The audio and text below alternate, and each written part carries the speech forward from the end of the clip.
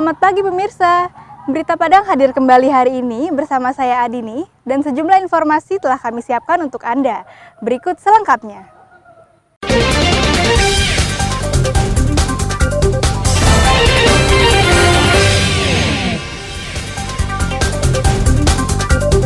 Letusan Gunung Api Marapi belum mengganggu penerbangan. 3 kali keluar masuk penjara, bukan masalah bagi Edo. Pengangguran ini kembali mencuri. Gunung Marapi meletus hingga Wakil Ketua DPRD ditangkap polisi. Kami sampaikan dalam Padang Sepekan.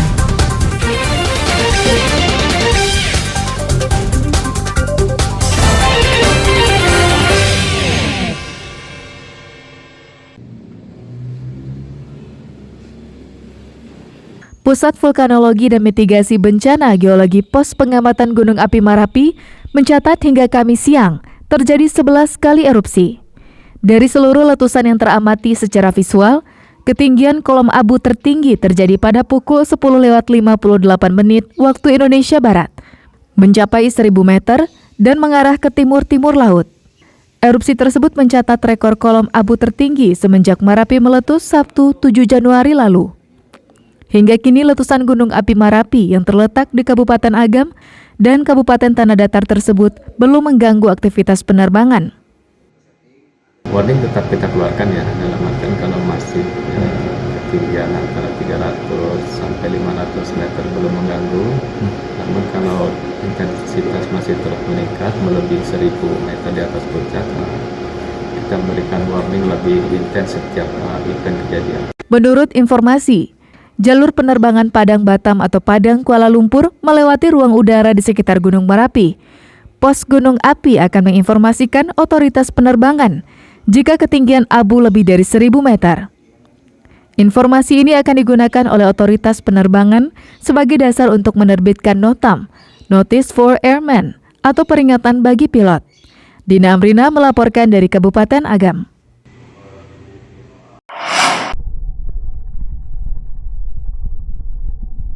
Nagari Padang-Lawe di Kecamatan Sungai Tarap menjadi daerah perdana yang diguyur abu vulkanik Gunung Marapi. Abu yang menutupi permukiman dan lahan pertanian sejak Rabu pagi masih tipis dan belum membahayakan. Abu vulkanik terlihat jelas menutup kendaraan yang parkir dan lahan pertanian warga. Saat abu itu turun, Nagari Padang-Lawe terlihat mendung dan warga mengira akan turun hujan. Namun ternyata yang turun bukan air. Kemudian kolam tertinggi ya, semburan abu vulkanik itu baru sampai 800 meter. Itu terjadi pada hari ini, jadi jam 8:25 pagi tadi. Tingginya abu vulkanik tadi, itu ada daerah yang abunya sampai ke Nagari, itu Nagari Padang-Lawe, Kecamatan Sungai Tarap. Tapi abunya tipis, masih aman, tidak mengganggu aktivitas masyarakat. Aktivitas vulkanologi Gunung Marapi terus meningkat sejak Sabtu pekan lalu. Hingga Kamis sore tercatat 145 kali Marapi meletus. Erupsi pada Kamis pagi merupakan letusan terbesar sejak Sabtu pekan lalu, dengan ketinggian kolom abu lebih dari 1.000 meter. Sri Louis melaporkan dari Tanah Datar. Bisa menilai pihak kampus kita bagaimana? Ratusan mahasiswa sebuah universitas swasta di Padang, Kamis pagi berunjuk rasa di depan gerbang masuk kampusnya di Simpang Kalumpang, pinggiran kota Padang. Mahasiswa menolak kenaikan uang ujian akhir semester yang tiap tahun selalu naik. Saat awal masuk kuliah, uang ujian akhir semester hanya Rp350.000. Tahun berikutnya naik lagi menjadi Rp450.000. Lalu naik lagi Rp650.000 dan sekarang menjadi Rp820.000. Mahasiswa keberatan karena kenaikan setiap tahun, sedangkan kondisi perekonomian orang tua mereka tidak sama. Bagi mahasiswa, kenaikan tersebut terlalu tinggi dan memberatkan. Tuntutan kami itu yang pertama adalah terkait dengan kenaikan uang ujian akhir semester yang itu tiap tahunnya mengalami kenaikan gitu. Yang awalnya itu berkisaran nominalnya adalah 350, terus naik menjadi 450, terus naik menjadi 650, dan sekarang menyentuh nominal 820. Saat berorasi, mahasiswa didatangi oleh Kepala Biro Kemahasiswaan universitas tersebut yang mengancam mahasiswa untuk membubarkan diri. Silakan bubar. Kalau nggak bubar, otomatis ya. Pimpinan kampus akan membahas tuntutan mahasiswa dan hasilnya akan segera diumumkan. Aspirasi tersebut sudah kami terima dan akan kami sampaikan kepada rektor beserta jajaran.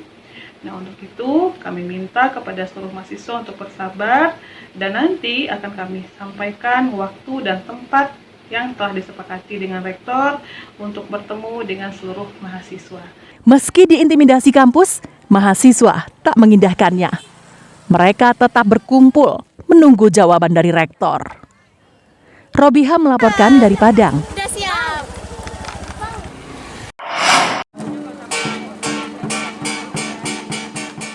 Setelah 2 tahun ditiadakan akibat pandemi COVID-19, perayaan Imlek kembali digelar tahun ini. Ribuan pengunjung memadati kawasan Pecinan Pondok untuk menyaksikan pertunjukan barongsai. Barongsai atau tari singa adalah pertunjukan kemahiran menari, bergoyang, dan melompat di atas titian besi yang tinggi dengan menggunakan busana singa. Penonton takjub dengan kemampuan 2 pemain barongsai melompat-lompat di atas tiang besi tanpa terjatuh. Barongsai tidak hanya diperagakan oleh muda-mudi etnis Tionghoa, tapi juga dilakukan warga lain. Seperti salah seorang pemain tambur ini yang merupakan gadis Minang. Bagi pemainnya, barongsai adalah seni tradisi yang tidak berkaitan dengan suku dan agama tertentu. Termasuk saya merupakan seorang muslim, saya pemain tambur dari WHTT Padang dan juga pemain barongsai di HTT Padang. Dan masyarakat Tionghoa pun juga tidak menutup dirinya sendiri untuk mengajak dan mengikutsertakan masyarakat pribumi dalam aktivitas Imlek tahun ini. Sampai saat sekarang mereka tidak membedakan suku, bangsa, ras, agama, dan bahkan saya sendiri memakai hijab dalam ikut dalam tambur WHTT Padang maupun main barongsai. Selain pertunjukan barongsai, warga Padang juga dimanjakan dengan kehadiran pasar malam yang menjual berbagai kuliner dengan harga yang wajar. Pertunjukannya sangat bagus, Bang. Ya. Jadi saya lihat permainan dari barongsai sangat mantap dan menghibur, Bang. Kemudian untuk suasana malam ini sangat meriah, Bang. Banyak ramai pengunjung. Mungkin ada ribuan pengunjung di pasar malam Imlek hari ini, Bang. Harapannya semoga lebih baik lah, Bang, dari sebelumnya. Karena biasa kalau tahun sebelumnya itu kan ada pandemi. Ya. Jadi mungkin ada beberapa kegiatan yang terhambat. Berdasarkan perhitungan pada kalender Cina, Imlek bertepatan dengan tanggal 22 Januari mendatang. Sedangkan Cap Gomeh adalah perayaan hari ke-15 di tahun baru Imlek. Jadi sebelum menyambut Imlek, kita mempersiapkan acara dulu supaya untuk penyambutan Imlek. Nanti acara puncaknya berada setelah Cap Gomeh, maksudnya 15 hari setelah hari Imlek. Ya, kita adakan seperti kuliner, antrasi keturunan seperti barongsai, pekingsai, tambur dan lain-lain. Kalau tahun lalu Covid sehingga ya acara nggak ada, Bang. Tahun ini kita punya tema namanya Kita Adalah Satu. Kita memasuki tahun kelinci, Bang. Tahun kelinci. Perayaan Cap Gomeh di kawasan Pecinan Pondok tahun ini akan digelar 6 Februari mendatang dengan menampilkan berbagai atraksi budaya etnis Tionghoa seperti arak-arakan sipasan, arak-arakan abu leluhur atau toa pekong, tari liong, dan lain sebagainya. Alfi melaporkan dari Padang.